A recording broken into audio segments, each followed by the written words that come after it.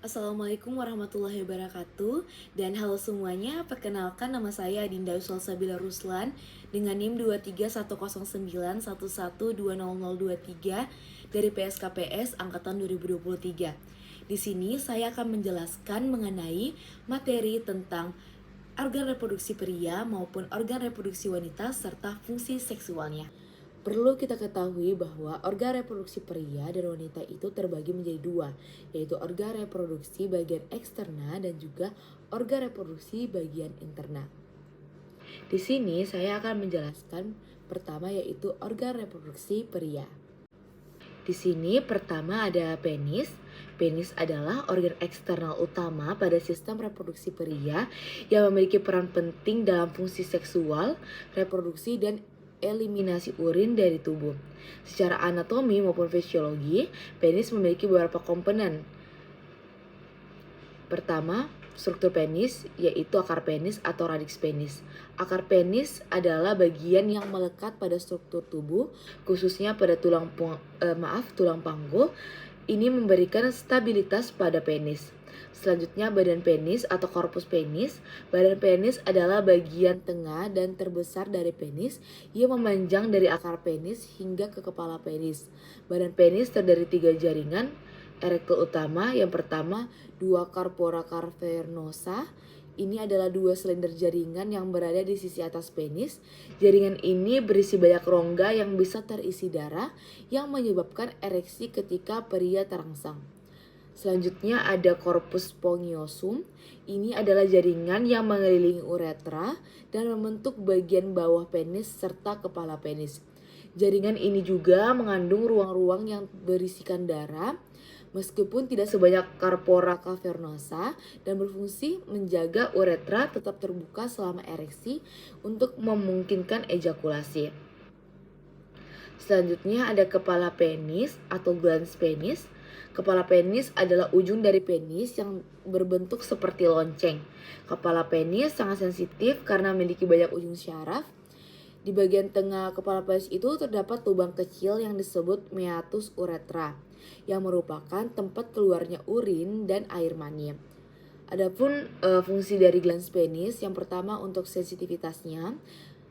Glans penis ini adalah bagian yang paling sensitif dari penis karena memiliki banyak ujung saraf. Sensitivitas ini sangat penting dalam proses stimulasi seksual karena rangsangan pada glans dan dapat memicu ereksi dan orgasme. Selanjutnya itu memiliki fungsi sebagai pengantaran sperma. Jadi selama ejakulasi, air mani yang mengandung sperma keluar dari meatus uretra yang terletak di glans penis. Posisi glans yang berada di ujung penis memungkinkan untuk berfungsi sebagai ujung pengantar sperma langsung ke dalam saluran reproduksi wanita selama berhubungan seksual. Selanjutnya itu memiliki fungsi sebagai pengeluaran urin. Selain berperan dalam reproduksi, glans penis juga itu merupakan bagian dari sistem ekskresi pria. Urin yang disimpan di kandung kemih akan dikeluarkan melalui uretra dan keluar dari tubuh melalui meatus uretra yang berada di glans penis. Nah, kembali lagi ke penis. Jadi penis itu memiliki fungsi yang pertama, ereksi. Ereksi adalah kondisi di mana penis menjadi keras dan membesar karena terisi oleh darah. Selanjutnya itu ada fungsinya sebagai ejakulasi, yang dimana proses air mani atau cairan yang mengandung sperma dikeluarkan dari tubuh melalui uretra di dalam penis. Ejakulasi itu biasanya terjadi pada puncak gairah seksual yang dikenal sebagai orgasme. Air mani diproduksi oleh testis dan kelenjar aksesori seperti prostat dan vesikula seminalis, kemudian dikeluarkan melalui penis selama ejakulasi. Selanjutnya itu ada fungsi buang air kecil. Selain fungsi reproduksi, penis berperan dalam sistem ekskresi. Uretra yang berada di dalam penis membawa urin dari kandung kemih dan mengeluarkannya dari tubuh melalui meatus uretra. Nah, di penis sendiri itu ada kulit khususnya, yaitu kulub atau periputium. Kulub adalah lipatan kulit yang menutupi dan melindungi kepala penis. Pada beberapa pria, kulub itu bisa ditarik ke belakang untuk membuka kepala penis. Dalam budaya atau tradisi, kulub mungkin diangkat atau dikenal sebagai sunat atau sirkumsisi. Selanjutnya kita ke bagian skrotum. Skrotum sendiri adalah kulit yang terletak di luar tubuh di bawah penis. Skrotum terdiri dari dua bagian, masing-masing bagian mengandung satu testis.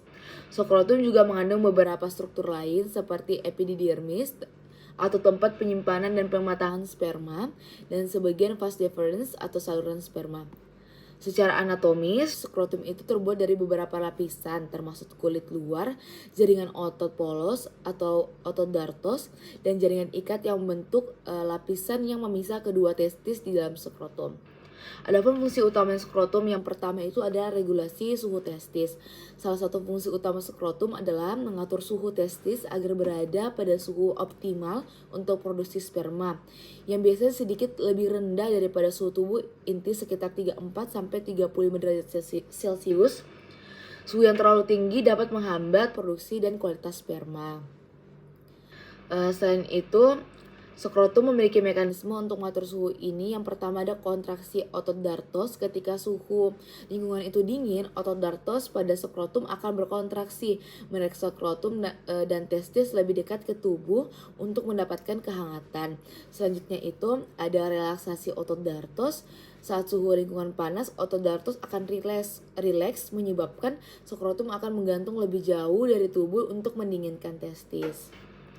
Selanjutnya itu sebagai perlindungan testis, skrotum itu berfungsi sebagai kantong pelindung yang menjaga testis dari cedera fisik. Kulit skrotum yang tebal dan lapisan otot membantu melindungi testis dari dampak luar. Skrotum juga memiliki testis dapat melindungi testis dari gesekan dan benturan selama aktivitas fisik. Selanjutnya fungsi utama dari skrotum yaitu penyimpanan testis dan struktur pendukung. Skrotum menampung testis dan struktur-struktur lain yang mendukung produksi dan pengangkatan sperma seperti epididymis dan bagian dari vas deferens. Penyimpanan ini sangat penting untuk fungsi reproduksi dari pria. Selanjutnya kita ke testis. Nah, testis ini adalah sepasang kelenjar berbentuk oval yang terletak di skrotum, kantung kulit yang menggantung di luar tubuh di bawah penis tadi yang dijelaskan sebelumnya. Selanjutnya, ukuran testis itu bervariasi, tetapi umumnya panjangnya sekitar 4 sampai 5 cm, lebarnya 2 sampai 3 cm, dan beratnya sekitar 15 sampai 25 gram per buah. Nah, lapisan testis itu terbagi. Yang pertama ada tunica vaginalis, lapisan luar yang merupakan bagian dari membran serosa. Ada tunica albuginea, lapisan dalam yang lebih tebal dan berserat yang membungkus dan melindungi testis. Selanjutnya ada lobulus dan tubulus seminiferus. Di dalam testis terdapat sekitar 200 sampai 300 lobulus yang masing-masing itu berisi tubulus seminiferus, yaitu saluran-saluran kecil dan berkelok-kelok tempat produksi sperma terjadi. Tubulus ini merupakan tempat utama spermatogenesis, proses pembentukan sperma. Selanjutnya itu ada fungsi utama testis. Yang pertama itu produksi sperma atau spermatogenesis. Fungsi utama testis itu memproduksi sperma. Proses ini dikenal sebagai spermatogenesis dan terjadi di dalam tubulus seminiferus. Spermatogenesis ini melibatkan pembelahan dan pematangan sel-sel induk sperma atau spermatogonia menjadi sperma matang. Selanjutnya, sperma yang dihasilkan dalam testis kemudian akan disimpan sementara di epididymis, di mana mereka mengalami pematangan lebih lanjut sebelum siap untuk melakukan ejakulasi. Selanjutnya, memiliki fungsi sebagai produksi hormon. Yang hormonnya yaitu testosteron. Testis memiliki fungsi endokrin yang menghasilkan hormon testosteron. Hormon ini diproduksi oleh sel Leydig yang terletak di antara tubulus seminiferus. Nah, hormon tadi itu adalah hormon utama yang mengatur perkembangan karakteristik seksual sekunder pria seperti pertumbuhan rambut wajah dan tubuh, peningkatan massa otot, penebalan suara, serta dorongan seksual. Dan hormon testosteron ini juga berperan penting dalam mempertahankan produksi sperma dan kesehatan seksual secara keseluruhan. Selanjutnya kita ke epididymis. Nah, epididymis ini memainkan peran vital dalam memastikan sperma siap dan mampu untuk membuahi sel telur ketika terjadi hubungan seksual. Tanpa proses pematangan yang terjadi di epididymis, sperma tidak akan efektif dalam melakukan pembuahan. Nah, epididymis ini terdiri dari 3 bagian utama. Yang pertama, kepala epididymis atau caput epididymis adalah bagian atas yang menerima sperma dari testis melalui saluran yang disebut tubulus seminiferus. Selanjutnya ada korpus epididymis, bagian tengah yang melengkung ke bawah sepanjang testis. Di sini sperma mulai mengalami proses pematangan. Selanjutnya ada ekor epididymis atau cauda epididymis, bagian bawah yang menyambung ke vas deferens, yang saluran yang membawa sperma menuju uretra saat ejakulasi. Di sini sperma disimpan hingga siap untuk melakukan ejakulasi. Adapun fungsi dari epididymis sendiri, yang pertama yaitu pematangan sperma. Sperma yang dihasilkan di testis belum sepenuhnya matang dan belum mampu berenang atau membuat sel telur. Oleh karena itu, selama perjalanan melalui epididymis, sperma mengalami pematangan termasuk pengembangan kemampuan untuk bergerak dan memperoleh kapasitas untuk membuahi sel telur. Selanjutnya itu sebagai tempat penyimpanan sperma. Sperma yang telah matang akan disimpan di ekor epididymis saat ejakulasi. Epididymis dapat menyimpan sperma dalam jumlah yang cukup besar dalam jangka waktu yang lama. Selanjutnya ada transportasi sperma. Jadi selama ejakulasi, otot-otot di sekitar epididymis dan vas deferens berkontraksi untuk mendorong sperma dari epididymis ke vas deferens. Dan selanjutnya menuju ke uretra untuk dikeluarkan dari tubuh menuju ke penis. Nah, selanjutnya itu ada ductus deferens atau vas deferens, adalah saluran panjang yang menghubungkan epididymis tadi, tempat penyimpanan dan pematangan sperma, dengan ductus ejaculatorius. Fungsinya adalah untuk mengangkut sperma dari epididymis ke uretra saat ejakulasi. Saluran ini merupakan bagian penting yang dalam sistem reproduksi pria. Selanjutnya tadi itu ada glandula bulbourethralis atau kelenjar bulbourethra, adalah 2 kelenjar kecil yang terletak di dekat dasar penis, tepat di bawah prostat. Kelenjar ini menghasilkan cairan lubrikan yang disebut pre-ejakulasi yang membantu melumasi uretra dan menetralisasikan asam di dalam uretra sebelum ejakulasi. Cairan ini juga berfungsi sebagai mempermudah perjalanan sperma selama ejakulasi. Selanjutnya itu ada ductus ejaculatori, adalah saluran yang terbentuk dari pertemuan antara ductus deferens, saluran yang mengangkut sperma, dan saluran dari kelenjar prostat. Ductus ejaculatori ini mengalirkan sperma yang bercampur dengan cairan dan dari kelenjar prostat dan kelenjar bulbourethral menuju uretra. Tempat ejakulasi itu terjadi. Saluran ini memainkan peran penting dalam proses ejakulasi dengan membawa campuran sperma dan cairan semen keluar tubuh melalui penis.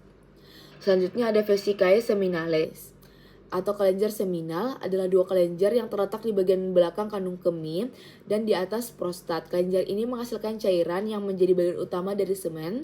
Cairan ini berfungsi untuk memberikan nutrisi dan meningkatkan motilitas sperma, serta membantu melindungi sperma dari lingkungan asam di dalam saluran reproduksi wanita. Kelenjar seminal ini mengeluarkan cairannya ke dalam ductus ejaculatori yang kemudian bercampur dengan sperma sebelum ejakulasi. Selanjutnya ada uretra, adalah saluran yang berfungsi untuk melahirkan urin dari kandung kemih keluar tubuh serta sperma dari sistem reproduksi pria selama ejakulasi. Nah, uretra ini memiliki 2 fungsi utama. Yang pertama, fungsi sebagai saluran urin, melahirkan urin dari kandung kemih keluar dari tubuh melalui penis. Selanjutnya ada fungsi sebagai saluran sperma, melahirkan sperma yang bercampur dengan cairan semen, dan ductus ejaculatori dan kelenjar seminal keluar tubuh saat ejakulasi.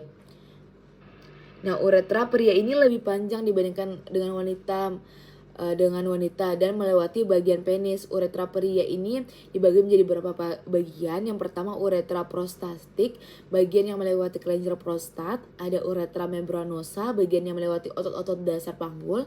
Ada uretra spongiosa, bagian yang terletak di dalam batang penis dan berakhir di ujung penis atau meatus. Nah, uretra juga ini dilapisi oleh membran mukosa yang melindungi dan melumasi saluran tersebut.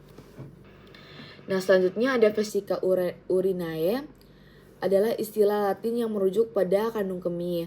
Nah, kandung kemih sendiri ini adalah organ berongga yang terletak di panggul dan berfungsi sebagai tempat penyimpanan urin sebelum dikeluarkan dari tubuh. Dalam konteks sistem reproduksi pria, kandung kemih berdekatan dengan organ-organ reproduksi lainnya seperti prostat dan juga uretra. Dan beberapa fungsi dari kandung kemih sendiri, yang pertama itu sebagai tempat penyimpanan urin, menyimpan urin yang diproduksi oleh ginjal sebelum dikeluarkan oleh uretra. Dan juga memiliki peran dalam ejakulasi. Selama ejakulasi, kandung kemih harus menutup katup internalnya, sphincter vesicae, untuk mencegah campuran sperma dan urin memasuki kandung kemih. Nah, kandung kemih dan organ reproduksi pria bekerja bersama untuk mengelola dan mengeluarkan produk-produk tubuh dengan cara yang terkoordinasi. Nah, itulah tadi penjelasan mengenai organ reproduksi pria. Selanjutnya kita akan menuju ke organ reproduksi wanita. Baik, selanjutnya kita akan membahas mengenai organ reproduksi wanita. Yang pertama ada labia majora, adalah sepasang lipatan kulit yang terletak di bagian luar vulva, di sekitar dan di atas labia minora. Nah, labia majora ini biasanya lebih besar, lebih tebal, dan memiliki banyak kelenjar keringat dan minyak yang memberikan perlindungan serta pelumas alami. Nah, fungsi seksualnya yaitu pertama sebagai perlindungan. Jadi labia majora ini berfungsi sebagai perlindungan bagi struktur internal organ genital wanita termasuk labia minora, klitoris, dan pembukaan vagina. Ini melindungi area tersebut dari iritasi dan juga infeksi. Selanjutnya ada fungsi sebagai stimulasi seksual.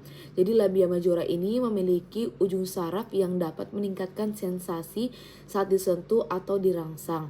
Stimulasi pada labia majora terutama selama foreplay dapat meningkatkan gairah seksual. Selanjutnya yaitu sebagai pelumas. Kelenjar yang terdapat di labia majora mengeluarkan pelumas alami yang membantu dan mengurangi gesekan selama aktivitas seksual dan meningkatkan kenyamanan dan kenikmatan. Selanjutnya ada fungsi estetika dan kepercayaan diri. Jadi labia majora juga berperan dalam estetika organ genital yang dapat mempengaruhi persepsi diri dan kepercayaan diri di dalam konteks seksual. Jadi secara keseluruhan labia majora ini memainkan peran penting dalam melindungi organ genital internal, memberikan kenyamanan selama hubungan seksual, dan berkontribusi pada pengalaman seksual secara keseluruhan. Selanjutnya itu ada labia minora, adalah sepasang lipatan kulit yang terletak di dalam labia majora atau lipatan kulit luar tadi pada vulva. Bagian luar organ genital wanita, labia minora itu biasanya lebih kecil, lebih tipis, dan terletak di sisi kanan dan kiri dari pembukaan vagina dan uretra. Adapun fungsi seksual dari labia minora, yang pertama sebagai perlindungan. Labia minora berfungsi untuk melindungi struktur internal genitalia wanita, seperti klitoris, pembukaan uretra, dan pembukaan vagina dari iritasi dan juga infeksi. Selanjutnya sebagai stimulasi seksual. Jadi labia minora itu memiliki banyak ujung saraf yang dapat meningkatkan sensasi saat disentuh ataupun dirangsang, yang berkontribusi pada kenikmatan seksual. Nah, rangsangan pada labia minora dapat meningkatkan gairah dan mempengaruhi kepuasan seksual. Selanjutnya ada lubrikasi. Jadi selama stimulasi seksual, kelenjar yang terdapat di labia minora dapat mengeluarkan pelumas alami yang membantu mengurangi gesekan dan meningkatkan kenyamanan selama hubungan seksual. Selanjutnya ada estetika seksual, di mana labia minora juga berperan dalam mengatur estetika organ genital wanita yang dapat mempengaruhi persepsi dan kepercayaan seksual diri dan konteks seksual. Jadi dalam secara keseluruhan sama seperti labia majora sebelumnya, jadi labia minora ini memainkan peran penting dalam melindungi struktur genital internal, meningkatkan sensasi seksual, dan berkontribusi pengalaman seksual secara keseluruhan. Selanjutnya itu ada ostium vagina, di mana ini adalah pembukaan atau lubang vagina atau pintu masuk utama ke dalam vagina yang terletak di dalam bagian depan vulva di bawah uretra. Nah, fungsi seksual dari ostium vagina ini yang pertama adalah jalur masuk. Ostium vagina ini berfungsi sebagai saluran masuk untuk penis selama hubungan seksual. Ini memungkinkan penetrasi yang merupakan bagian dari aktivitas seksual. Selanjutnya itu sebagai tempat pengeluaran menstruasi. Jadi ostium vagina ini juga merupakan jalur keluarnya darah menstruasi dari rahim selama siklus menstruasi. Selanjutnya itu persalinan. Jadi selama persalinan, ostium vagina menjadi saluran utama melalui mana baik keluar dari rahim dan melewati vagina. Selanjutnya ada stimulasi seksual. Meskipun ostium vagina sendiri tidak memiliki banyak ujung saraf, area sekitarnya itu dan dinding vagina dapat merespon stimulasi seksual, berkontribusi pada pengalaman seksual secara keseluruhan. Jadi secara keseluruhan itu ostium vagina ini berfungsi penting dalam aktivitas seksual serta dalam proses menstruasi dan juga persalinan. Selanjutnya ada ostium uretra. Jadi ostium uretra ini adalah istilah yang digunakan untuk pembukaan uretra ke luar tubuh. Jadi ostium uretra ini terletak di bagian depan vulva di atas lubang vagina. Adapun fungsi seksual dari ostium uretra yang pertama sebagai pengeluaran urin. Jadi ostium uretra ini memungkinkan pengeluaran urin dari kandung kemih keluar tubuh yang merupakan fungsi utama dari uretra. Ini penting untuk menjaga kesehatan sistem kemih dan memastikan penghapusan limbah dari tubuh. Nah, selanjutnya itu ada fungsi sensasi seksual. Meskipun ostium uretra ini sendiri tidak memiliki banyak ujung saraf, struktur utera ini di sekitarnya terutama pada pria dapat berkontribusi pada sensasi seksual. Stimulasi pada area ini dapat mempengaruhi kenikmatan seksual. Secara keseluruhan, ostium uretra ini memainkan peran penting di dalam fungsi sistem kemih dan pada pria dalam proses ejakulasi. Selanjutnya ada fornix vagina. Jadi fornix vagina ini adalah bagian dari vagina yang membentuk lekukan atau celah di sekitar leher rahim atau cervix. Jadi fornix vagina ini terdiri dari dua bagian utama, yaitu fornix anterior, bagian depan dari fornix yang berada di sekitar cervix di sisi depan vagina. Selanjutnya ada fornix posterior, bagian belakang dari fornix yang terletak di sekitar cervix di sisi belakang vagina yang lebih dalam dan lebih luas dibandingkan fornix anterior. Adapun fungsi seksual dari fornix vagina, yang pertama tempat penempatan sperma. Jadi selama hubungan seksual, fornix vagina ini berfungsi sebagai area penampungan awal untuk sperma.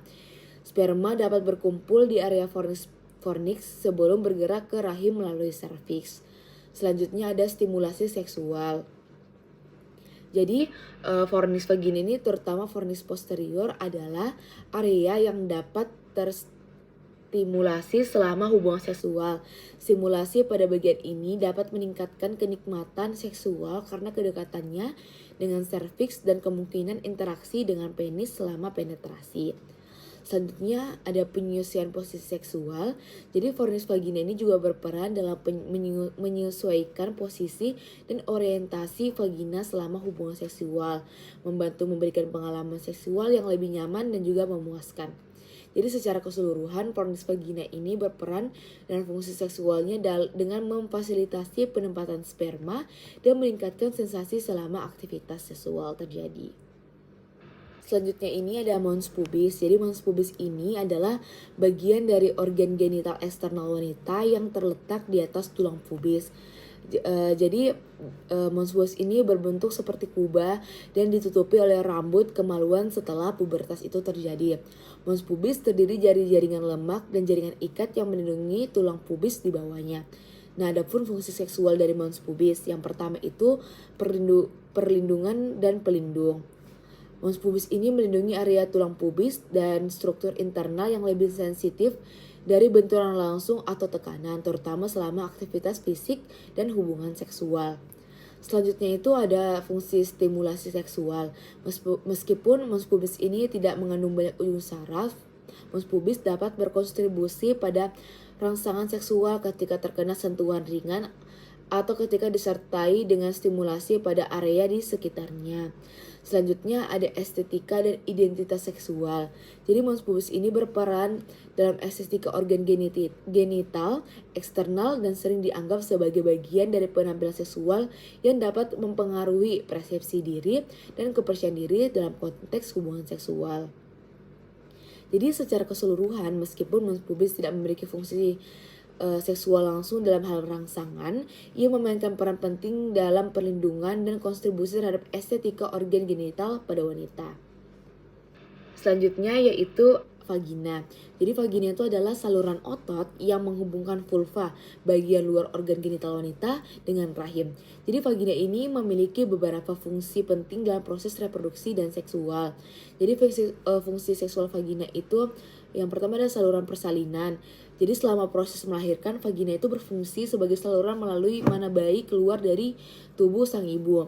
Selanjutnya hubungan seksual, di mana vagina adalah tempat di mana penis memasukkan selama hubungan seksual, yang dimana berfungsi sebagai saluran untuk ejakulasi sperma ke dalam rahim.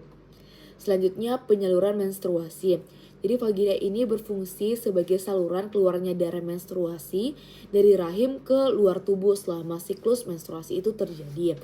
Vagina memiliki kemampuan untuk meregang dan juga berkontraksi, serta memiliki pelumas alami yang membantu kenyamanan selama hubungan seksual. Selanjutnya kita ke uterus atau rahim yang memiliki beberapa fungsi utama. Yang pertama itu tempat pembuahan dan perkembangan janin. Jadi uterus itu adalah tempat di mana janin itu berkembang setelah pembuahan. Setelah sel telur dibuahi, ia menempel pada dinding rahim dan berkembang menjadi janin hingga siap untuk dilahirkan. Selanjutnya itu ada fungsi sebagai menstruasi. Jadi rahim ini atau uterus ini berperan dalam siklus menstruasi. Setiap bulannya lapisan endometrium di dalam rahim akan menebal untuk mempersiapkan kemungkinan kehamilan. Dan jika tidak terjadi pembuahan, lapisan ini akan meluruh dan keluar dari tubuh sebagai darah menstruasi. Selanjutnya memiliki fungsi sebagai dukungan selama hubungan seksual. Jadi selama hubungan seksual, rahim dapat berkontraksi sehingga respon terhadap stimulasi seksual ini berkontribusi pada pengalaman seksual dan dapat membantu dalam perpindahan sperma ke dalam tuba Fallopi. Selanjutnya kontraksi selama persalinan. Jadi selama persalinan ini rahim mengalami kontraksi untuk membantu mendorong bayi keluar melalui vagina. Jadi secara keseluruhan uterus berperan penting dalam proses reproduksi, terutama melahirkan, dan memiliki peran dalam aspek seksual terutama dalam konteks fungsi reproduktif. Selanjutnya itu kita ke ovarium. Jadi ovarium atau kelenjar yang memproduksi sel telur atau ovum dan hormon seperti estrogen dan progesteron. Jadi ovarium itu memiliki beberapa fungsi seksual dan reproduksi utama. Yang pertama, memproduksi sel telur atau ovum. Jadi ovarium itu menghasilkan sel telur yang diperlukan untuk pembuahan. Setiap siklus menstruasi atau satu sel telur atau lebih matang dan dirilis dari ovarium dalam proses yang disebut ovulasi. Selanjutnya sekresi hormon seksual. Jadi ovarium itu memproduksi hormon seksual utama seperti estrogen dan juga progesteron. Hormon-hormon ini memainkan peran penting dalam regulasi siklus menstruasi, pengembangan dan pemeliharaan ciri seksual gender wanita seperti payudara dan distribusi lemak tubuh, serta pengaturan libido atau dorongan seksual. Selanjutnya ada regulasi siklus menstruasi. Hormon-hormon yang diproduksi oleh ovarium mengatur siklus menstruasi yang berpengaruh pada kesiapan tubuh untuk kehamilan dan berfungsi sebagai indikator kesehatan reproduksi. Selanjutnya, secara keseluruhan ini, ovarium itu tidak hanya penting dalam proses reproduksi, tetapi juga berperan dalam aspek seksual dengan mempengaruhi keseimbangan hormonal yang dapat mempengaruhi hasrat seksual dan kesehatan seksual wanita. Selanjutnya, tuba Fallopi. Jadi tuba Fallopi ini adalah saluran yang menghubungkan ovarium dengan rahim. Tempat pembuahan sel telur oleh sperma biasanya terjadi di tuba Fallopi. Tuba Fallopi ini adalah saluran Fallopi yang memiliki beberapa fungsi seksual dan reproduktif yang sangat penting. Apa saja? Yang pertama itu sebagai tempat pembuahan yang tadi disebutkan sebelumnya. Jadi tuba Fallopi adalah tempat utama di mana pembuahan biasanya terjadi. Setelah sel telur dilepaskan dari ovarium, yaitu pada saat fase ovulasi, ia bergerak menuju ke tuba Fallopi, di mana ia dapat bertemu dengan sperma dan terjadilah pembuahan. Selanjutnya, transportasi sel telur. Tuba Fallopi juga ini berfungsi untuk mengangkat sel telur dari ovarium ke rahim. Setelah pembuahan, sel telur yang telah dibuahi oleh zigot bergerak melalui tuba Fallopi menuju rahim untuk implementasi pada dinding rahim. Selanjutnya, mendukung perkembangan awal. Jika pembuahan terjadi, tuba Fallopi akan memberikan lingkungan yang mendukung perkembangan awal embrio sebelum ia mencapai rahim untuk implementasi lebih lanjut. Jadi secara keseluruhan tuba fallopi itu berperan penting dalam proses pembuahan dan transportasi sel telur yang merupakan bagian integral dan fungsi reproduksi dan kesehatan seksual wanita. Selanjutnya kita ke vesika urinaria. Jadi istilah ini yang sering kita kenal sebagai kandung kemih. Ini adalah organ berongga berbentuk seperti kantong yang terletak di panggul yang berfungsi untuk menyimpan urin sebelum dikeluarkan dari tubuh melalui proses berkemih. Adapun fungsi seksual dari vesika urania, yang pertama itu proksimal ke organ seksual. Meskipun kandung kemih sendiri ini tidak memiliki fungsi langsung dalam proses seksual, letaknya dekat dengan organ seksual. Ini berarti bahwa perubahan atau tekanan pada kandung kemih seperti infeksi atau peradangan dapat mempengaruhi kenyamanan atau fungsi seksual. Selanjutnya, pengaruh pada seksualitas. Kondisi ini seperti infeksi saluran kemih atau gangguan pada kandungan kemih bisa menyebabkan nyeri atau ketidaknyamanan yang dapat mempengaruhi kehidupan seksual seseorang. Masalah pada kandung kemih bisa menyebabkan keinginan untuk berkemih yang mendesak atau nyeri saat berhubungan seksual yang bisa mengganggu fungsi seksual. Jadi secara umum, meskipun vesika urinaria tidak berfungsi langsung dalam proses seksual, kesehatan dan kondisi organ ini dapat mempengaruhi kenyamanan dan pengalaman seksual. Selanjutnya ada simfisis pubis, adalah sendi yang menghubungkan dua tulang pubis di bagian depan panggul. Ini adalah sendi kartilaginosa yang terdiri dari kartilago fibroelastik dan memiliki sedikit gerakan yang memungkinkan fleksibilitas dan stabilitas panggul. Adapun fungsi seksual dari simfisis pubis, yang pertama yang disebutkan tadi, fleksibilitas panggul. Jadi selama hubungan seksual, terutama dalam posisi yang melibatkan pergerakan panggul, simfisis pubis ini memberikan fleksibilitas dan dukungan pada panggul. Ini memungkinkan pergerakan yang diperlukan untuk berbagai posisi seksual. Selanjutnya, dukungan selama persalinan. Jadi selama kehamilan dan persalinan, simfisis pubis ini mengalami sedikit peningkatan dalam mobilitas untuk memungkinkan ekspansi panggul. Yang penting saat melahirkan, proses ini membantu memberikan ruang yang cukup untuk bayi melewati saluran lahir. Selanjutnya, keseimbangan dan stabilitas. Jadi simfisis pubis ini berperan dalam menjaga stabilitas dan keseimbangan panggul, yang penting untuk kenyamanan aktivitas seksual dan mencegah rasa tidak nyaman akibat posisi atau gerakan tertentu. Jadi secara keseluruhan simfisis pubis ini mendukung stabilitas dan fleksibilitas panggul yang berkontribusi pada pengalaman seksual dan persalinan yang lebih nyaman. Selanjutnya ada klitoris, adalah organ kecil yang terbentuk seperti kacang yang terletak di bagian depan vulva, di atas lubang vagina dan di bawah tulang pubis.